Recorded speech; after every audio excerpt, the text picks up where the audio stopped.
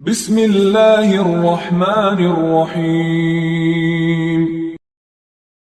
رسول اللہ صلی اللہ علیہ وآلہ وسلم نے فرمایا کہ علامات قیامت میں سے یہ ہے کہ علم دین کم ہو جائے گا، جہل ظاہر ہو جائے گا، زنا بکثرت ہوگا، عورتیں بڑھ جائیں گی اور مرد کم ہو جائیں گے، حتیٰ کہ 50 عورتوں کا نگران صرف ایک مرد رہ جائے گا۔ صحیح بخاری حدیث نمبر 81۔ رسول اللہ صلی اللہ علیہ وسلم نے فرمایا کہ میں سو رہا تھا، اسی حالت میں مجھے دودھ کا پیالہ دیا گیا، میں نے خوب اچھی طرح پی لیا، حتیٰ کہ میں نے دیکھا کہ تازگی میرے ناخنوں سے نکل رہی ہے۔ پھر میں نے اپنا بچا ہوا دودھ عمر بن الخطاب کو دے دیا۔ صحابہ رضی اللہ عنہم نے پوچھا، آپ نے اس کی کیا تعبیر لی؟ آپ صلی اللہ علیہ وسلم نے فرمایا، علم۔ صحیح بخاری حدیث نمبر 82۔ حجۃ الوداع میں رسول اللہ صلی اللہ علیہ وسلم لوگوں کے مسائل دریافت کرنے کی وجہ سے منا میں ٹھہر گئے تو ایک شخص آیا اور اس نے کہا کہ میں نے بے خبری میں ذبح کرنے سے پہلے سر منڈا لیا۔ آپ صلی اللہ علیہ وسلم نے فرمایا، اب ذبح کر لے اور کچھ حرج نہیں۔ پھر دوسرا آدمی آیا، اس نے کہا کہ میں نے بے خبری میں رمی کرنے سے پہلے قربانی کر لی۔ آپ صلی اللہ علیہ وآلہ وسلم نے فرمایا، اب رمی کر لے اور پہلے کر دینے سے کچھ حرج نہیں۔ ابن عمرو کہتے ہیں، اس دن آپ صلی اللہ علیہ وسلم سے جس چیز کا بھی سوال ہوا جو کسی نے آگے اور پیچھے کر لی تھی، تو آپ صلی اللہ علیہ وسلم نے یہی فرمایا کہ اب کر لے اور کچھ حرج نہیں۔ صحیح بخاری حدیث نمبر 83۔ نبی صلی اللہ علیہ وسلم سے آپ کے آخری حج میں کسی نے پوچھا کہ میں نے رمی کرنے یعنی کنکر پھینکنے سے پہلے ذبح کر لیا۔ آپ صلی اللہ علیہ وسلم نے ہاتھ سے اشارہ کیا اور فرمایا، کچھ حرج نہیں۔ کسی نے کہا کہ میں نے ذبح سے پہلے حلق کر لیا۔ آپ صلی اللہ علیہ وسلم نے سر سے اشارہ فرما دیا کہ کچھ حرج نہیں۔ صحیح بخاری حدیث نمبر 84۔ آپ صلی اللہ علیہ وسلم نے فرمایا کہ ایک وقت ایسا آئے گا کہ جب علم اٹھا لیا جائے گا، جہالت اور فتنے پھیل جائیں گے اور حرج بڑھ جائے گا۔ آپ سے پوچھا گیا کہ یا رسول اللہ، حرج سے کیا مراد ہے؟ آپ صلی اللہ علیہ وسلم نے اپنے ہاتھ کو حرکت دے کر فرمایا، اس طرح گویا آپ صلی اللہ علیہ وسلم نے اس سے قتل مراد لیا۔ صحیح بخاری حدیث نمبر 85۔ ہم سے موسیٰ بن اسماعیل نے بیان کیا، ان سے وہیب نے، ان سے حشام نے فاطمہ کے واسطے سے نقل کیا، وہ اسما سے روایت کرتی ہیں کہ میں عائشہ رضی اللہ تعالی عنہا کے پاس آئی، وہ نماز پڑھ رہی تھیں۔ میں نے کہا، لوگوں کا کیا حال ہے؟ تو انہوں نے آسمان کی طرف اشارہ کیا، یعنی سورج کو گہن لگا ہے۔ اتنے میں لوگ نماز کے لیے کھڑے ہو گئے۔ حضرت عائشہ رضی اللہ تعالی عنہا نے کہا، اللہ پاک ہے۔ میں نے کہا، کیا یہ گہن کوئی خاص نشانی ہے؟ انہوں نے سر سے اشارہ کیا، یعنی ہاں۔ پھر میں بھی نماز کے لیے کھڑی ہو گئی، حتیٰ کہ مجھے غش آنے لگا تو میں اپنے سر پر پانی ڈالنے لگی۔ پھر نماز کے بعد رسول اللہ صلی اللہ علیہ وسلم نے اللہ تعالیٰ کی تعریف کی اور اس کی صفت بیان فرمائی۔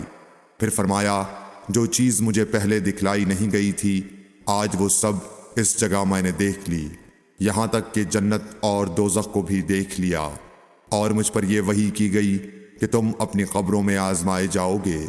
مثل یا قرب کا کون سا لفظ؟ حضرت اسما نے فرمایا، میں نہیں جانتی۔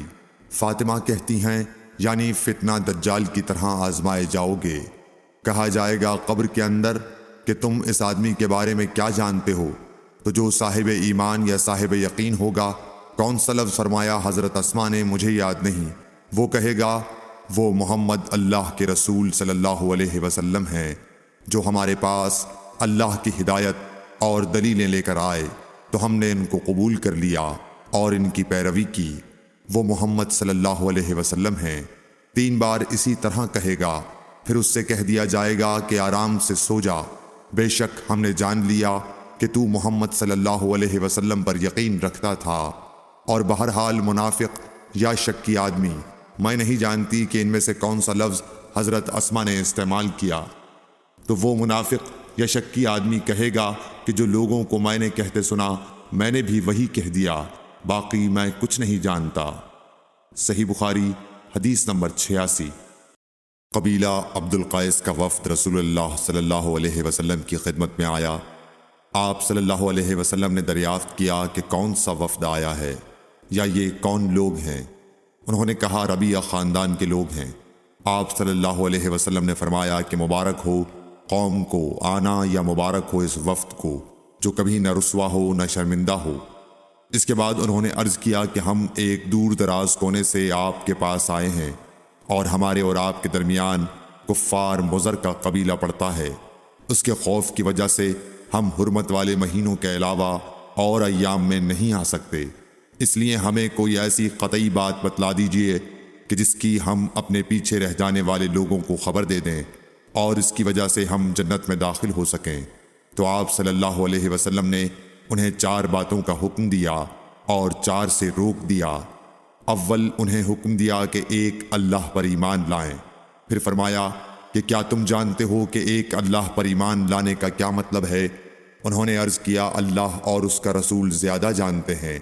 آپ صلی اللہ علیہ وسلم نے فرمایا ایک اللہ پر ایمان لانے کا مطلب یہ ہے کہ اس بات کا اقرار کرنا کہ اللہ کے سوا کوئی معبود نہیں، اور یہ کہ محمد صلی اللہ علیہ وسلم اللہ کے سچے رسول ہیں، اور نماز قائم کرنا، زکوٰۃ ادا کرنا اور ماہ رمضان کے روزے رکھنا، اور یہ کہ تم مال غنیمت سے 5واں حصہ ادا کرو، اور 4 چیزوں سے منع فرمایا، دبا، حنتم، مزفت کے استعمال سے۔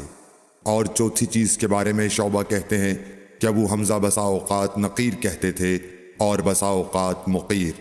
اس کے بعد رسول اللہ صلی اللہ علیہ وسلم نے فرمایا کہ ان باتوں کو یاد رکھو اور اپنے پیچھے رہ جانے والوں کو بھی ان کی خبر کر دو۔ صحیح بخاری حدیث نمبر 87۔ عقبہ نے ابو احاب بن عزیز کی لڑکی سے نکاح کیا تو ان کے پاس ایک عورت آئی اور کہنے لگی کہ میں نے عقبہ کو اور جس سے اس کا نکاح ہوا ہے اس کو دودھ پلایا ہے۔ یہ سن کر عقبہ نے کہا مجھے نہیں معلوم کہ تو نے مجھے دودھ پلایا ہے، نہ تو نے کبھی مجھے بتایا ہے۔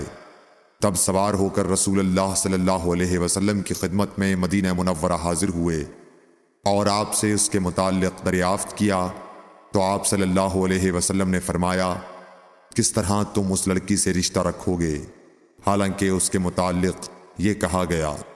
تب عقبہ بن حارث نے اس لڑکی کو چھوڑ دیا اور اس نے دوسرا خاوند کر لیا۔ صحیح بخاری حدیث نمبر 88۔ حضرت عمر سے روایت ہے کہ میں اور میرا ایک انصاری پڑوسی دونوں اطراف مدینہ کے ایک گاؤں بنی امیہ بن زید میں رہتے تھے، جو مدینے کے پورب کی طرف بلند گاؤں میں سے ہے۔ ہم دونوں باری باری حضرت صلی اللہ علیہ وسلم کی خدمت شریف میں حاضر ہوا کرتے تھے۔ ایک دن وہ آتا، ایک دن میں آتا۔ جس دن میں آتا اس دن کی وحی کی اور رسول اللہ صلی اللہ علیہ وسلم کی فرمودہ دیگر باتوں کی اس کو خبر دے دیتا تھا، اور جب وہ آتا تو وہ بھی اسی طرح کرتا۔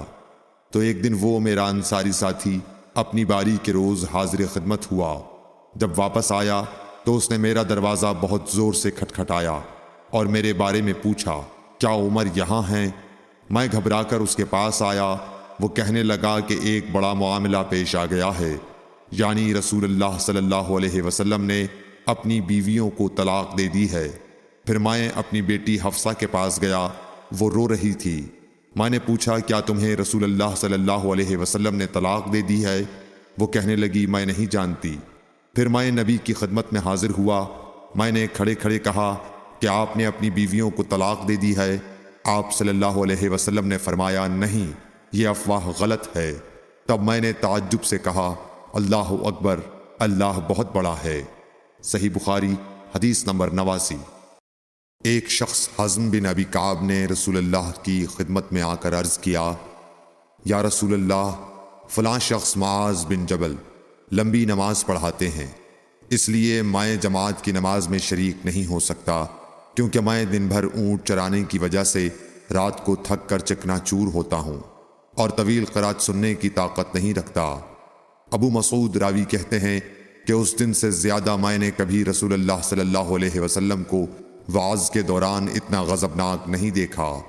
آپ صلی اللہ علیہ وسلم نے فرمایا، اے لوگو، تم ایسی شدت اختیار کر کے لوگوں کو دین سے نفرت دلانے لگے ہو۔ سن لو، جو شخص لوگوں کو نماز پڑھائے تو وہ ہلکی پڑھائے، کیونکہ ان میں بیمار، کمزور اور حاجت والے سبھی قسم کے لوگ ہوتے ہیں۔ صحیح بخاری حدیث نمبر 90۔